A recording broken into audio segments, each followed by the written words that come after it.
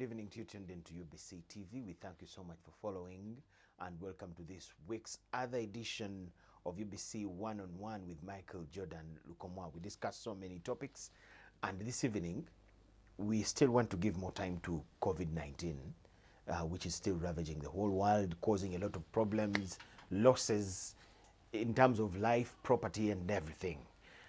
What do we want to look at this time? What does it mean to survive COVID-19? What does it take? What is the life after? And what exactly enables one to get healed from COVID-19? That's what we are going to look at this evening. We are all candidates of getting this problem, but how do we get out of it? What is that right thing that we have to do? And after surviving, how do we move on with life? Probably to even ensure that we don't get it again. I have a guest who has survived COVID-19. Some funny people will even try to pronounce him dead. The wrong people that we have in this town playing around on social media. But with God's grace, we have him, and we want to get to talk to him and know how he survived and how he is living for the good of you and myself. My guest is none other than Professor PR Kayiwa, the lead pastor of Namirembe Christian Fellowship. Professor, you're most welcome to the show. We are so glad to have you. You're talking about the word survival. When there's an accident, a road accident, and almost everybody dies in a car. Car accident. But only one person survives. There's a place in that car where he was sitting, which made him survive. There's certain things he did, like he wore his seat belt and everything. That made him survive. And survival can be made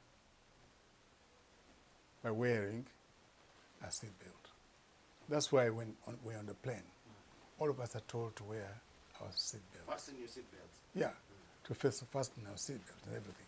If you don't do those things and you die, or maybe you can even die if you've done all those things, but it doesn't matter. But if you don't do those things and you die, people will blame you. Why did he not have his mask on in the case of COVID? Professor, why did he have and all the things? So in the beginning, one of the things, when we talk about being sick, it's not because you are not careful. Because life is like that. Life has got many misfortunes. You can get sick in any way you don't know how, even if you protect yourself as much as you could. okay. Surviving came as a result of one of the things I will talk about. Before we go there, how do you think you ended up a COVID patient? I think it came, I just imagine, but I'm not right. I don't want to accuse anybody. But I think it is because of those people that cut your hair. Barbers. You know, they stand behind you and they may cough. He has a mask on, but he coughs. And he breathes the whole weight of his breath Onto you. Eyes, nose, and everything. He touches you with his hands. Okay, he may sanitize and whatever, but it still may scratch his head where he's dirty and may make you that you don't know. You also touch your face, and if you don't remember that person touched the same spot where, with COVID, where you are scratching on your own body. The people were saying, you see, we had a lot of a number of victims from the Muslim fraternity. It came to the Catholic Church, little in the Anglican, now our Pentecostal pastors. Could it be the opening of places of worship that escalated COVID among its two people of God across all the divide? It is not religious. COVID is religious. It's not a religious issue. It is the fact that we've got COVID in society already. There are lots of people that don't even go to those churches that we know who have died. I've got many neighbors of mine, Kaki, here at Mengo, and others here on this village. On this village, there are very few people left. You know, big people with their homes and everything, who don't even come to church or go to any church. It is possible for a person to get COVID from the church as well. It's possible to get COVID, but as well, I mean, at the marketplaces, or by buying a bottle of water, and then you drink it. Well, that's our tradition, without sanitizing it. Okay. Because you're thirsty. So you don't Lots of believe, things can you happen. don't agree with the theory that the reason we got a number of you leaders in the church and in the mosque get affected is because of opening up? In a bit, I'm educated. I can't say it's not one of the reasons, but I would say, what about in the army and the police? Should we lock down the army and say the army will not work until? But you see, there are lots of people in the police, in the army, lots of people. The crowd is big, but they still are there. Maybe they have COVID in the same way as we have it. You know what I'm talking about? So it may not be because of the church collecting people. It may be because the church may not. It may be just because we have COVID in the community.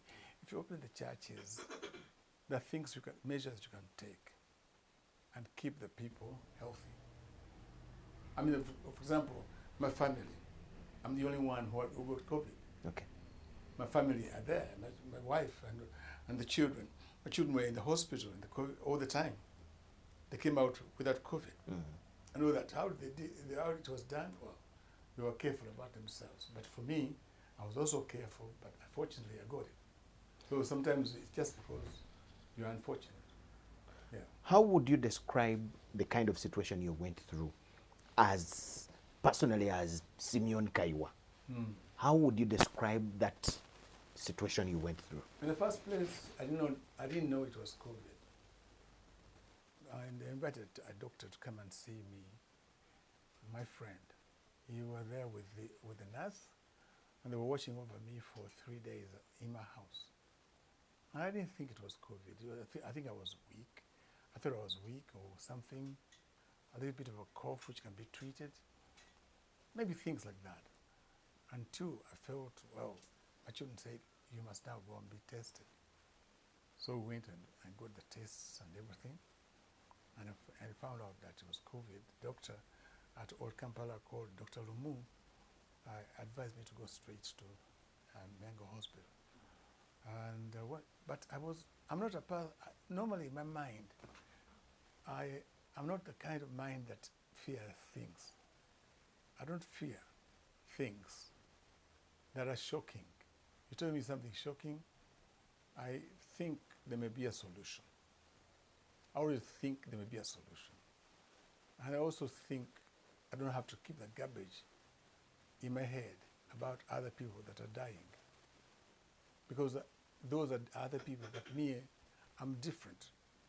I'm willing to live, and I'll live. So I mean, I was always feeling that whatever they told me doesn't matter. What matters is what I'm thinking myself about my survival, about my body. For example, when I entered the hospital, the 2 doctors came.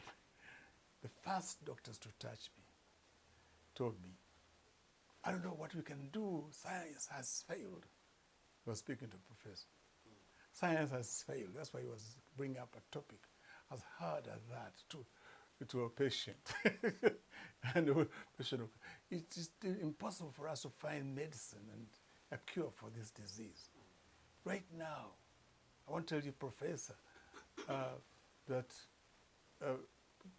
Prophet Joshua has died of COVID this morning.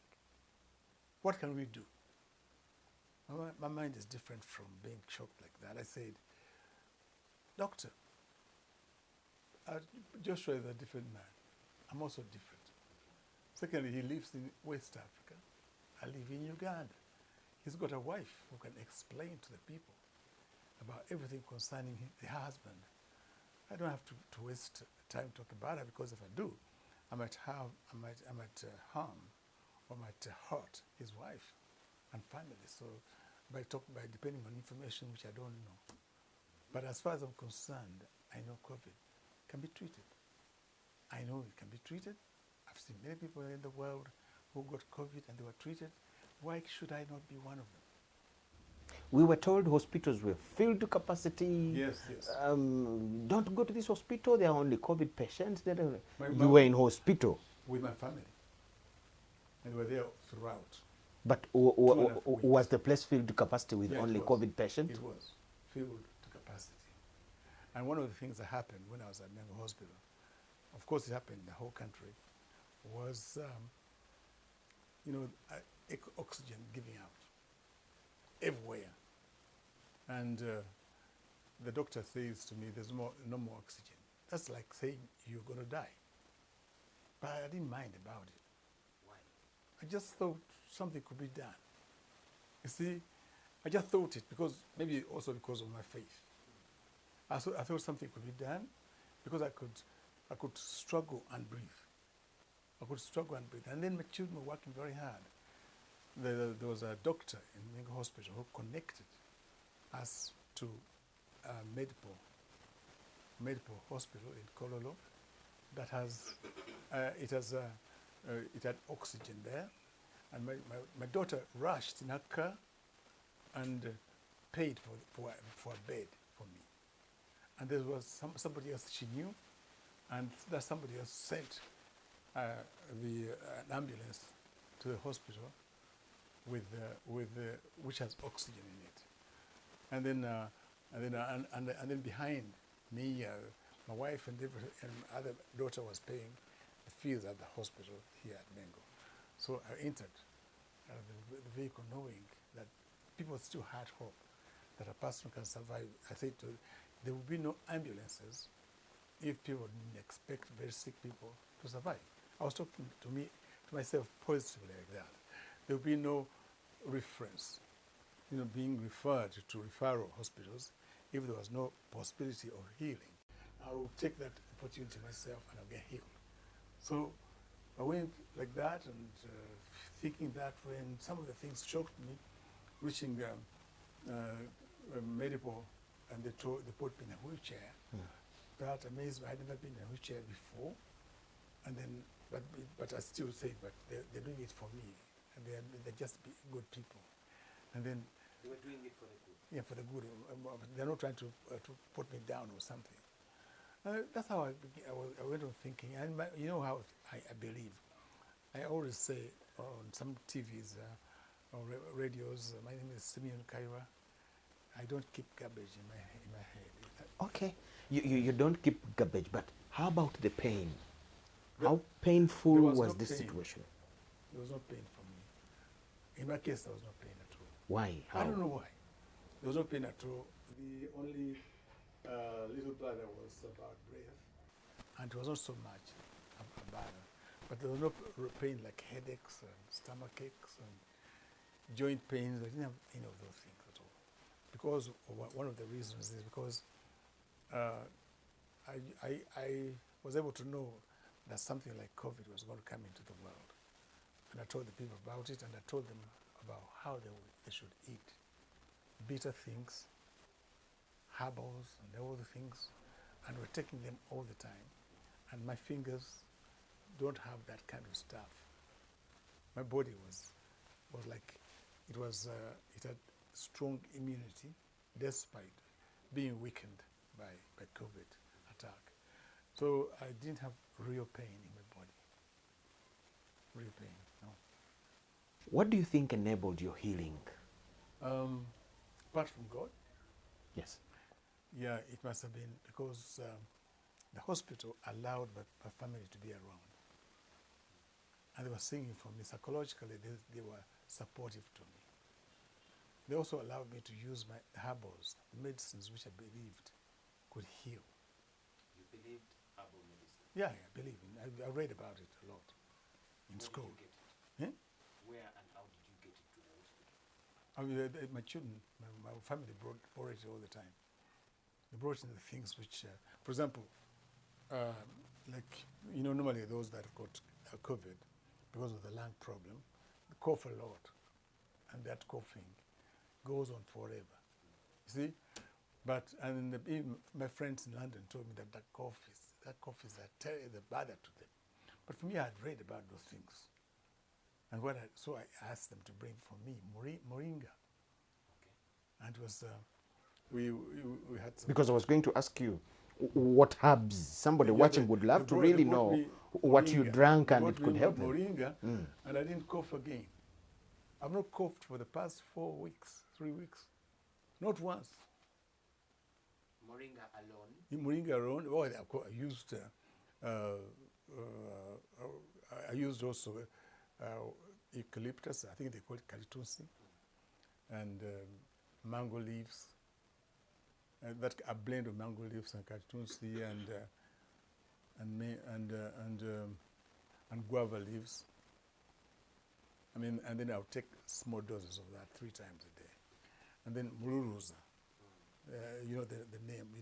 I don't want to give it the official name. The other hard name. Let us take it that way. Yes. Yes, but you see, that was so on top of the medication in the hospital, yeah, on top of that, you topped up with herbal medicine. Because those things are edible. Those things which, like I mentioned, can also be edible. And because they're edible, it's just like eating food on top of the medicine that the doctor is giving you. Okay. So I took, and the doctor was encouraged that I was taking it. There was a good doctor there, very good doctor at Medipo. So your God, the support from your family, the hospitals, then herbal medicine. Yeah, and the you attribute your healing to that. Yeah, and also because the machines they had were very, very high standard. They had very good, everything was very, it encouraged you that you want to get healed. How come other people could not make it? You told me you survived alone in the hospital. Here at Mengo Hospital, it was called, they were unfortunate. They didn't get the same treatment from their own families or assistance from their own families as I did. I mean, in my case, the family was available all the time for me, plus other people. And it was because of, there was a doctor who told me, he told my daughter, if you have any common sense, let Professor leave this place right now. Really? Because he's going to die. And so they worked very hard, and then that worked. They evacuated you. Yeah, evacuated me quickly. And then I went to a place where there was everything I wanted. I would have used. I used to get healed. I mean, and plus my relaxed mind. Okay. My mind is always like that. I think you've been watching me attacked by all types of people, lies of all sorts spoken about Professor Kayiwa, but I'm relaxed. I don't answer back. What role did that play? And ideally, what can it do for somebody? Because the psychological feeling helps. You know, let me tell you, it's called, how do you call it in psychology? It's called emotional reasoning. Now, if you reason because of your emotions, your feelings, your answers, or your thinking, you don't like your results are not likely to be correct, because you get hold of your feelings in your mind and you think of them as the truth. Those feelings are not the truth. So what I decided to say, what's the truth now? The truth is that COVID is like flu. It's an advanced form of flu because it has to do with the lungs. So I was talking to the doctors all the time about things that have to do with flu and pneumonia. All the time we discuss. And another thing I enjoyed in the hospital is that I was talking to the doctors, discussing with them, and they would respond. They were not arrogant. And I told them, give me some kind of antihistamine to remove the irritation I feel. Give me this. Professor, are you saying COVID has a psychological element? It's a very big one. People die because of the social media. People die because it's a pandemic that is killing many people in the world. People die because they've been told that there's no medicine, which is not true. There's medicine for it. I'm here because of medicine. You see, there's medicine. A lot of people in this country have been cured of COVID-19, and there's medicine for and people die because they are told mysterious things that if you've been cured of COVID within a few months or weeks, you'll be dead again. Those things, which people say.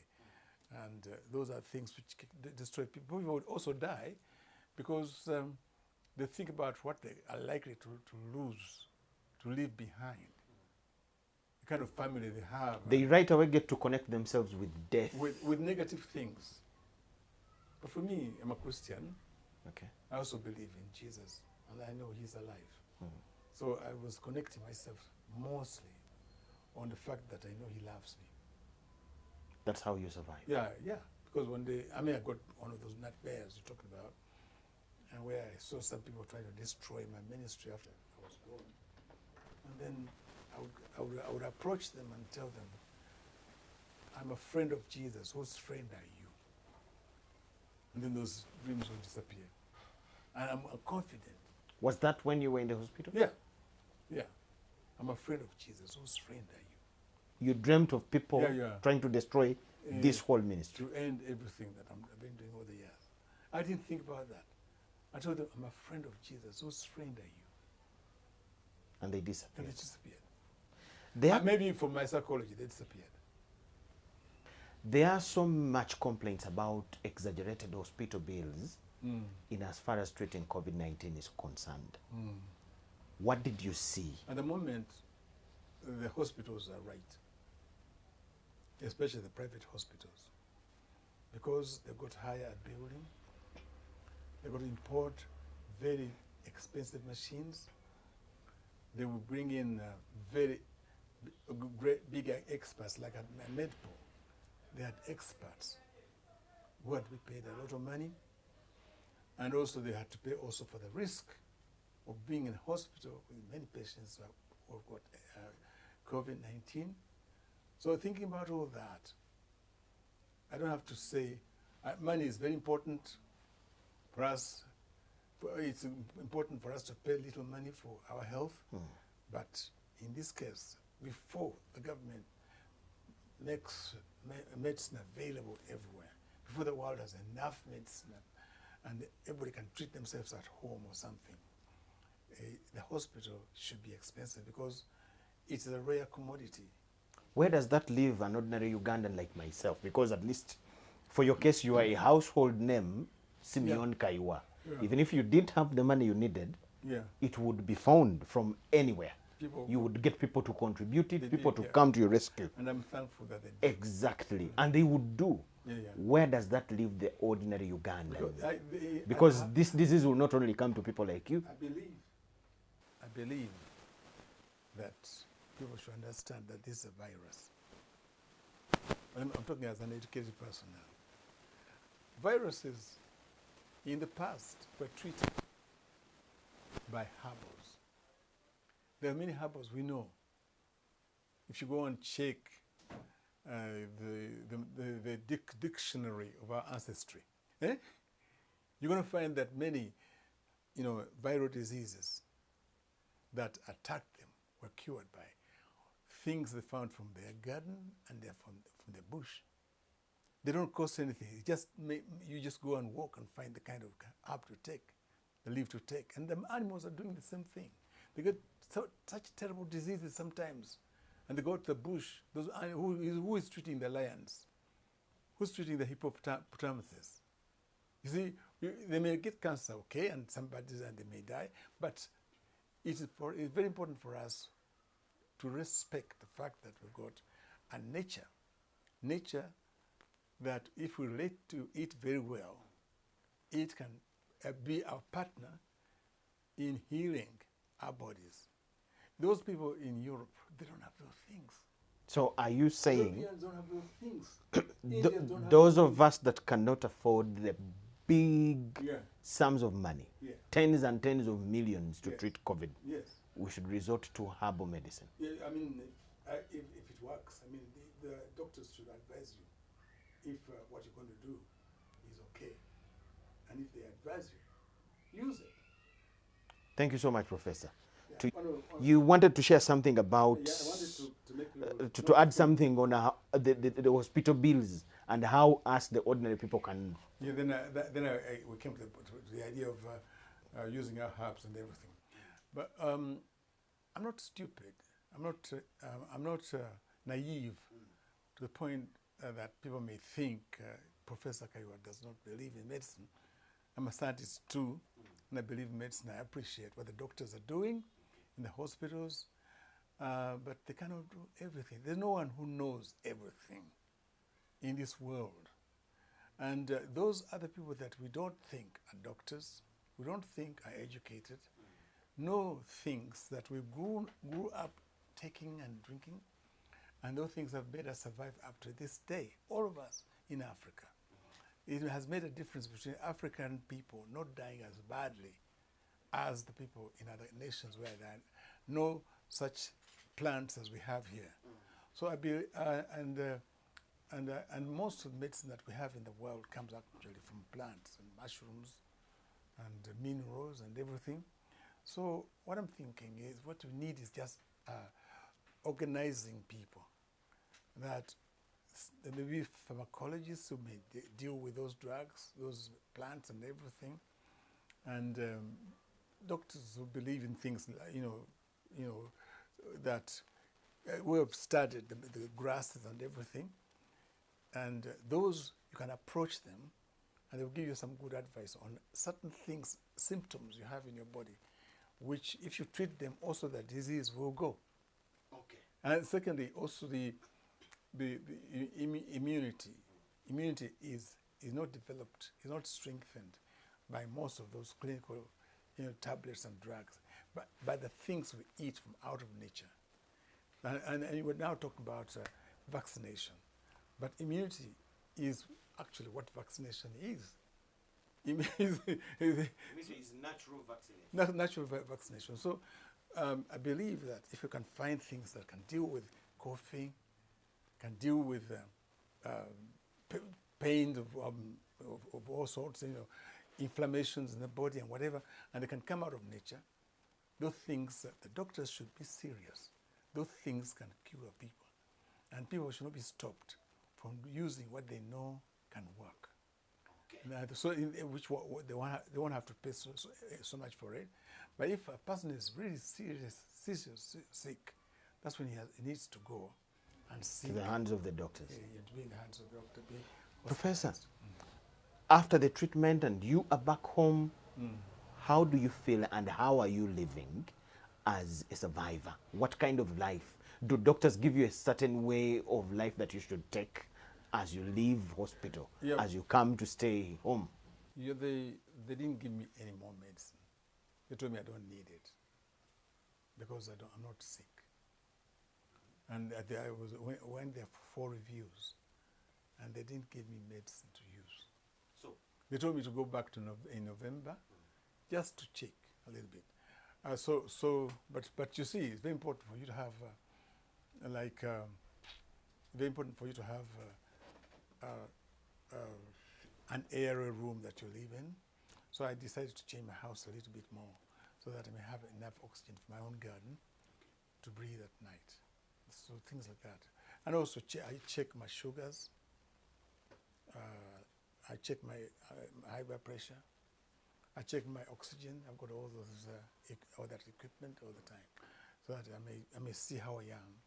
I check my temperature and all the things. you monitor your life. I monitor my life, yeah. More than you used to. I used, even before, I used to do that, and I didn't learn it when I got COVID. Yes. But I'm doing it more Exactly.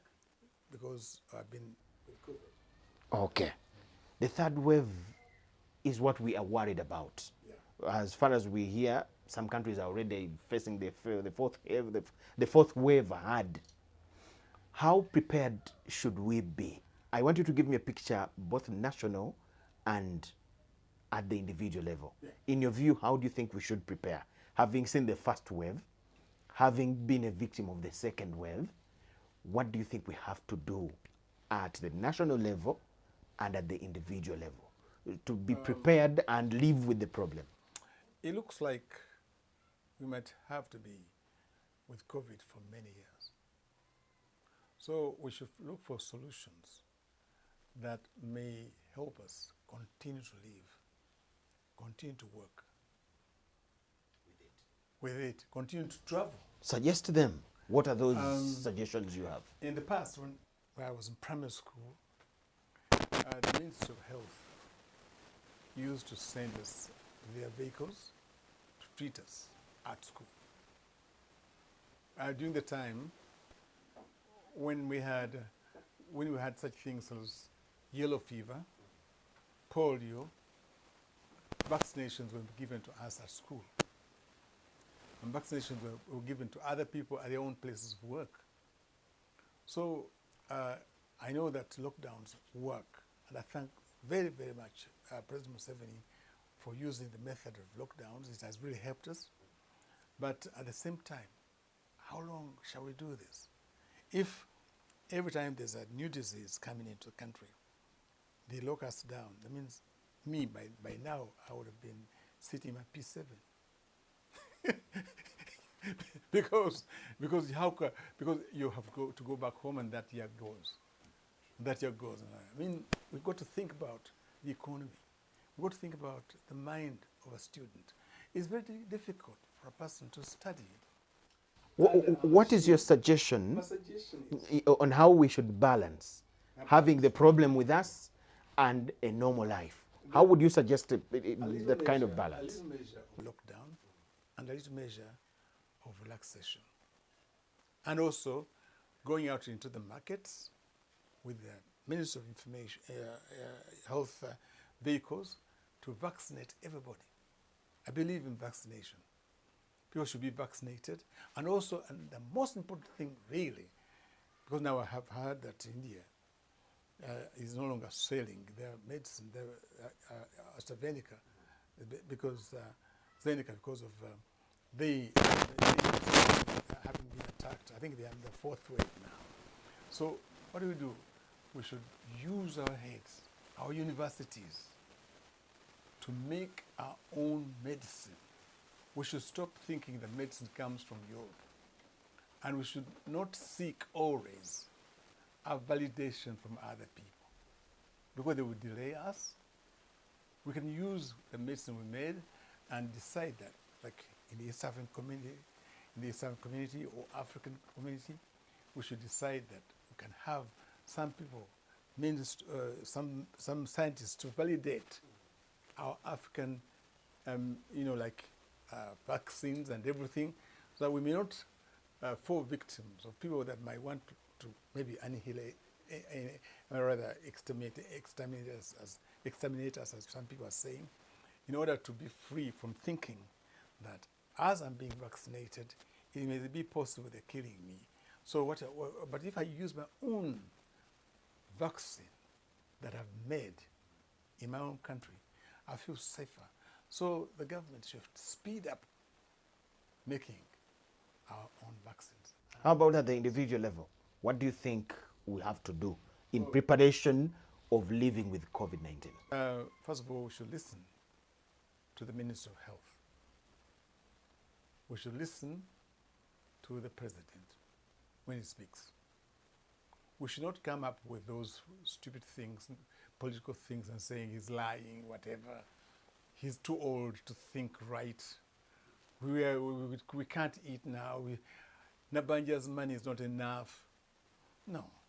We should forget about all those things. We should know that he's doing it for our sake. And the Ministry of Health is doing it also for our sake. But whereas they're doing it for our sake, also they should listen to us. Because there are other people who are not necessarily in the Ministry of Health who know a lot about diseases and about treatment. So the listening should be on both sides. Yeah, I mean, the Ministry of Health should also inquire from the public what they think can be done to keep the people healthy. Third point, another point is that the people should wear masks or should sit at distances of each other. Those Okay. things are very important. Social distancing. Social distancing. Okay. Where does COVID-19 leave the church? Having been under lock and key for now, I would say 2 years. 2 years, because we didn't quite spend enough time. We're already the last to be allowed to go to, and also, you know, let me tell you the truth. If somebody tells you don't sing, and the order comes from above, nobody's allowed to sing, nobody's allowed to laugh. Those things which make us psychologically happy and spiritually happy. We are kind of dead, although alive. Zombies moving everywhere. I've been serving the Lord for 43 years, and I've been a zombie for 2 years. Dead man walking in public, not preaching, not gathering, not talking to people. But I know it's for a good reason. So in other words, even if it's for a good reason, can there be no other way that can be done to protect the church? And they don't protect only the businessmen and the marketplaces, but also those who believe in God. They have got a reason for believing. You may not believe in God yourself, but we have a reason for believing. Having seen the second wave that really attacked the places of worship seriously in Uganda, Some people, across the divide, we lost. No. It didn't attack places of worship. It was because those members of those places, the people who died, are famous. Leaders of places of worship are famous. Yes. When one person, one of the famous people dies, you will think the whole church. Fine, Professor. But Yes, you see, yes. actually, we have a list of the names that we know, but there must be those others that we don't know among leaders of the places of So worship. those we don't know, we cannot base on them to make a decision because we don't know them. No, but we use those we know as a Now, sample. if you look at those, But my question the is, others we know in politics. fine. So are we going to close parliament?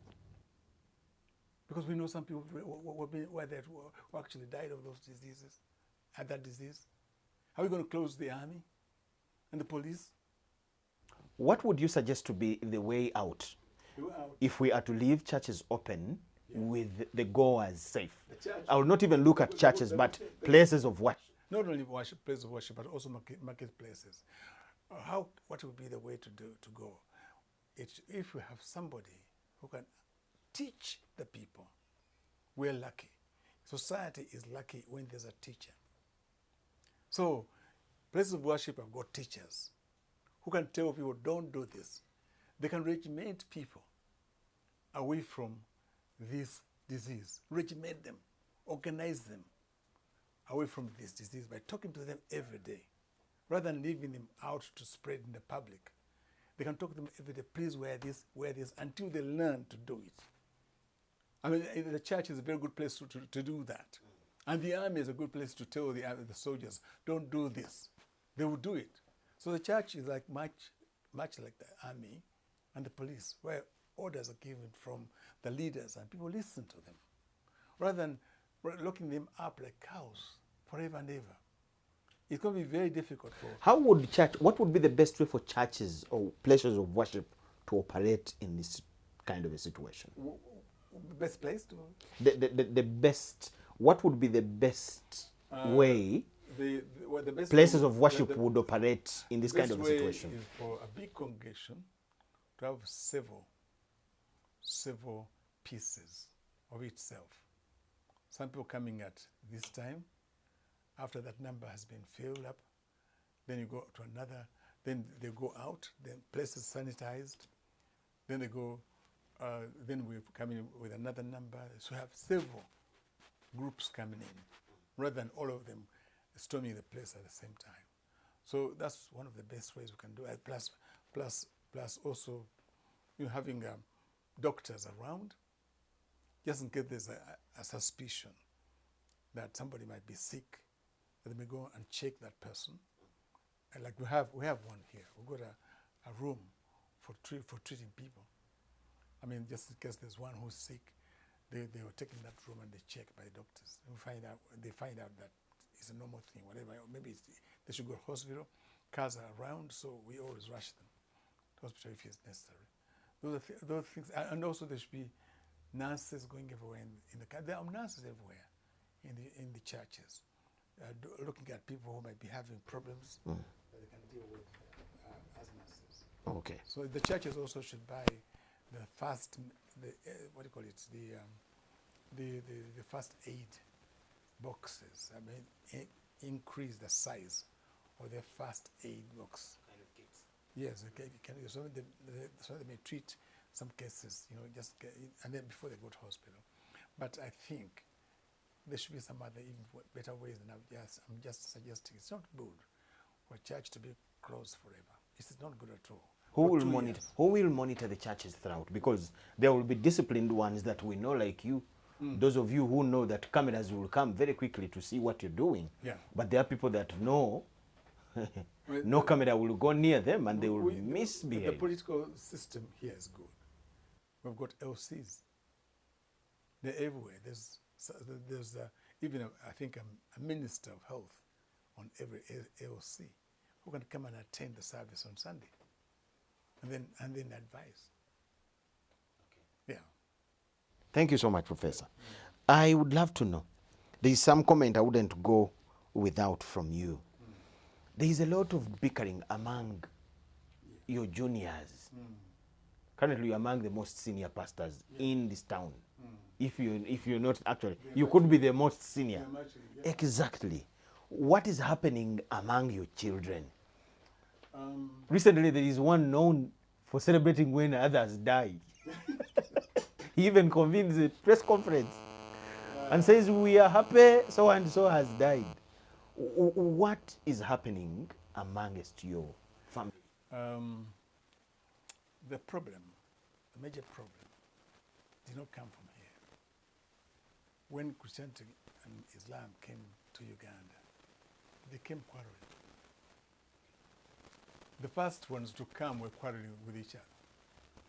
So that Mutesa I refused to be either Catholic or Protestant. At some point, he chased both of them. He chased both of them, and then it resulted into Uganda Matters, whatever. That kind of thing also happened in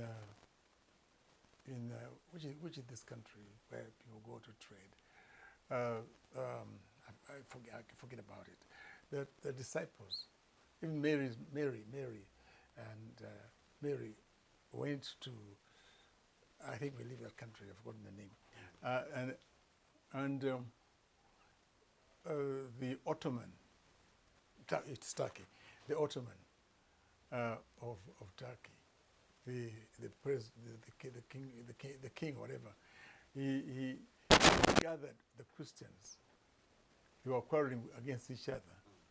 They had denominational quarrels and everything. So he dealt with them very, very badly indeed, and he had to kill them and force them to be Muslims. He forced them to be Muslims and all that, and then that was the end of Christianity in the country. Yet the country was very powerful. It had 90% of them were Christians, and also Mary, mother of Jesus, was rushed. That's where she lived most of her life. Okay. And the room is still there, but now we've got only 2%, less than 2% Christians in that country because of that bickering. Now I go around myself teaching on television and radios and in churches, teaching people not to bicker against each other. Not only in our churches, but also in the Anglican church. There was a problem recently of an archbishop that everybody was turning against, and I came in and I tried to help, and now they're back to each other. So it's very important for people to understand that the work of redemption is inseparable from the person of the Redeemer. So I'm preaching the character of Jesus into the minds of leaders. That's what I'm doing every day. As we wind up, the other day you were blamed for supporting divorce. Somebody wrote and said Professor Kayiwa is one of the senior married men in this town. He is being selfish to keep his marriage but support divorce. I was not supporting divorce. I was fighting danger. What do you mean?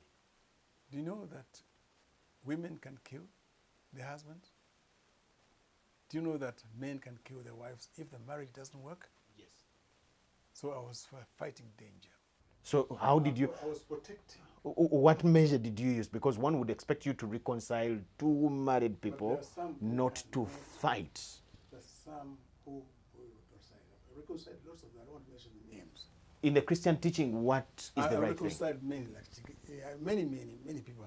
I reconciled a lot of them, but like Murindi, I reconciled him with his wife and all that. But there's some people who are in law, we call it irreconcilable. There's some who are irreconcilable, whatever you do, because they've got certain positions of theirs. Like, I have a man who gives me more money than you. You see? Outside of marriage. Those things, when you look at the case and you It's find a damage beyond control. it's damage beyond control. You cannot force a human being. What's the teaching about that in the Bible? Briefly. The Bible allows a person who goes away from marriage, if he goes away, don't stop him. Paul says that in 1 Corinthians chapter 7. But he should not get married again. But if they marry again, it's not sin. That's what Paul says.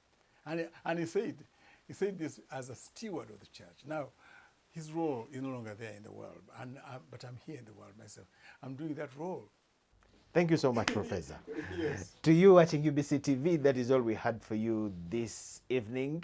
Thank you so much for watching UBC One-on-One. Professor, maybe in just a second, what would be your message to Ugandan watching you about COVID treatment on a personal level? In just a second. People should keep away from people coughing. That's 1 second. And people should take bitter leaves, should take bitter vegetables. Keep away from those that cough. Yeah. Take bitter vegetables. Yeah. Thank you so much. That is all we had for you this evening. We had a discussion about a COVID patient, how he manages to heal, and the life after. Our guest was Professor PR Kayiwa. He managed to survive COVID-19, and he has a story to tell. That's what we shared this evening. Thank you so much for watching. My name is Michael Jordan Lukomwa with Davis Kamokam and Gloria Gwitabenji. Wish you the best of the night. Bye-bye.